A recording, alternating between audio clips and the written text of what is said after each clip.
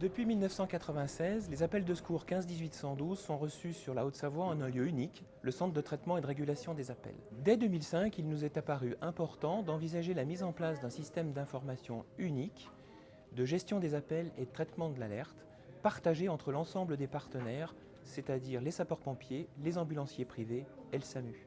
Ce système a vu le jour en 2011 et permet à un requérant, quel que soit le numéro de téléphone de secours composé, le 15, le 18 ou le 112, d'obtenir une réponse homogène et reproductible. Donc ainsi, grâce à un outil d'aide à la décision, un opérateur sapeur-pompier ou un assistant de régulation médicale du SAMU va déterminer la raison de l'appel, son motif, évaluer la situation pour rechercher des éléments de gravité et engager des moyens, une réponse, selon ce niveau de gravité. Dans le cadre de l'urgence vitale, comme par exemple un arrêt circulatoire, la réponse sera un engagement réflexe et délégué. Ainsi, un opérateur des sapeurs-pompiers pourra engager une équipe médicale territorialement compétente sans avoir une validation préalable. La connaissance réciproque, informatique, matérielle est essentielle, bien évidemment, mais le rapprochement humain l'est tout autant. Dans des situations complexes où il faut faire des arbitrages, la proximité de l'ensemble des partenaires est un atout majeur pour des ajustements et des discussions face à une intervention. Dans la situation sanitaire que nous avons vécue au printemps 2020, ce partenariat a été essentiel.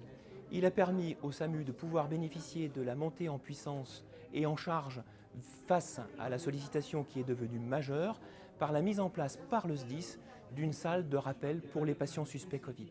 Cette salle a été rapidement montée dans un délai extrêmement court, ce qui nous a permis de ne pas être débordés dans notre réponse. Par ailleurs, si nous avions dû le faire, nous aurions pu bénéficier de l'appui humain des agents du SDIS qui auraient pu, avec les agents du SAMU, répondre aux sollicitations très nombreuses. On le voit, ce partenariat quotidien prend toute son importance au moment de la crise et la crise sanitaire que nous traversons a été un élément fort de partenariat. Ce partage d'un même lieu, mais aussi couplé avec un matériel unique, permet la maîtrise des sollicitations du secours urgence à personne, permet d'avoir des réponses homogènes, réfléchies, non redondantes, tout en respectant le domaine d'activité de chacun et le cadre réglementaire des missions de l'ensemble des partenaires, qu'ils soient sapeurs-pompiers, ambulanciers privés ou du SAMU. Dans le cadre de l'urgence vitale, et notamment, comme je l'ai dit, l'arrêt circulatoire, le plateau commun prend tout son sens, puisque dès l'appel, l'opérateur, quel qu'il soit du 18 ou qu'il soit du 15, va déterminer le degré de gravité et enclencher des moyens de secours réflexes. Ces moyens de secours réflexes sont également communs, puisqu'il engagera des moyens ambulanciers de son ressort, une ambulance de sapeurs-pompiers, mais il y a aussi un engagement du partenaire par l'engagement d'une équipe médicale de SMUR. Cette délégation d'engagement du moyen permet la rapidité d'exécution de la réponse pour avoir un objectif globalement de moins d'1 minute 30 pour engager des moyens, mais aussi d'optimisation de la réponse, puisque en aucun cas nous demandons l'aval du partenaire pour enclencher des moyens qui lui sont propres. Donc, ce qui permet d'avoir une fluidité dans l'engagement des moyens, une homogénéité de réponse et surtout une rapidité dans l'exécution de la demande et de la réponse. La présence physique de l'ensemble des partenaires qui gèrent le secours, sapeurs-pompiers, ambulanciers privés et SAMU, est un élément fondamental puisque sur des situations un peu complexes qui nécessitent des ajustements, les arbitrages peuvent être faits en direct par un échange humain qui ne remplace pas la machine, qui ne peut pas être remplacé par une machine. Et ainsi, cet ajustement, ce calage humain prend toute son ampleur dans cette salle puisque tous les partenaires sont réunis en un lieu unique et donc les échanges humains et de conversation entre les personnes se fait en permanence. Alors nous sommes ici dans une des salles du plateau unique de traitement des demandes de secours de la Haute-Savoie, qui, comme vous le savez, regroupe plusieurs services, le service départemental d'incendie de secours, les services hospitaliers chargés du secours d'urgence, le traitement des téléalarmes de personnes âgées, le 115 pour les urgences sociales, les transporteurs sanitaires privés ainsi que la médecine de ville. Donc il y a un ensemble de partenaires qui sont regroupés sur ce site depuis de nombreuses années, depuis le milieu des années 90. Donc ce partenariat déjà ancien, novateur à son époque, est toujours en pleine vigueur et nous en sommes en fait particulièrement satisfaits. D'abord parce qu'il a permis, au moment de sa création, de par la convergence des points de vue et des opportunités aussi économiques qui se sont présentées à cette époque-là, il a permis en fait ce que l'on pourrait qualifier la mutualisation en fait de tous les partenaires du secours d'urgence dans toutes leurs composantes. Cette mutualisation, elle est spatiale, hein, la matérialisation ce sont ses locaux, mais elle n'est pas que spatiale, elle est aussi technique, hein, véritablement technique, par l'ensemble du partage de la mutualisation des équipements informatiques, téléphoniques, radioélectriques, et ça va au-delà puisqu'il y a aussi une mutualisation de l'interface logicielle en fait, qui permet le traitement des demandes de secours. Et c'est ça le point extrêmement important. Les gens sont dans un même lieu et pour ce qui est du champ d'émission du service d'incendie d'une part et du SAMU d'autre part, ils utilisent la même interface informatique. Donc mutualisation, c'est le point le plus fort. Ce logiciel commun, pour autant, il respecte l'identité de chacune des composantes. C'est ce qu'il faut absolument comprendre. Il y a cette coopération, elle va jusqu'à la délégation d'engagement des moyens.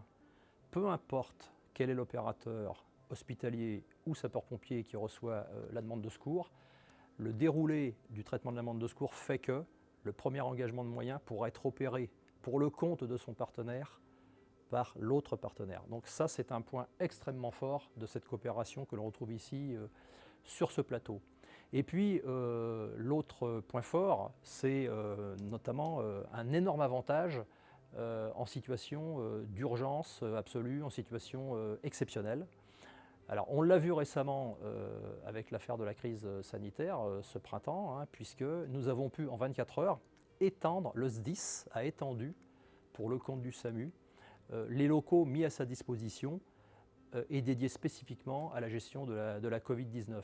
Donc la salle a été identifiée, mise à disposition, gréée informatiquement, téléphoniquement et mise à disposition pendant plusieurs mois à notre partenaire hospitalier.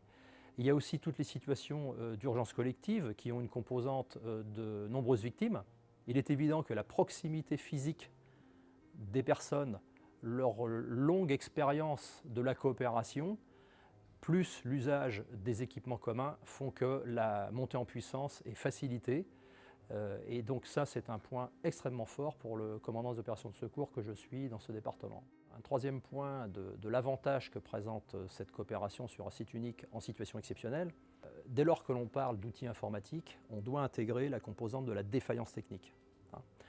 Il se trouve que dans ce département, dans un ancien centre d'incendie de secours, nous avons aménagé il y a de nombreuses années un centre de traitement et de régulation des appels, centre opérationnel départemental d'incendie de secours, c'est-à-dire un second site, Clone, qui est à une quarantaine de minutes d'Annecy. Et nous avions, fin d'année 2018, qualifié nos procédures de migration en urgence vers ce site. Et il se trouve que, suite à une défaillance réelle qui est intervenue au début de cette année 2020, il a fallu migrer en urgence sur ce site de secours. Ça a été donc réalisé, en réalité, de manière impromptue.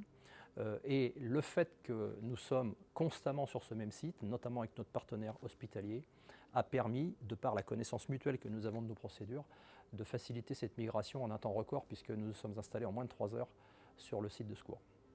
Concernant le plateau commun, au-delà de l'outil en commun qu'on utilise, je pense qu'important c'est de mettre en évidence l'aspect humain, dans la mesure où les gens de différents services travaillent ensemble de manière permanente. Il y a vraiment une relation qui se met entre les personnes.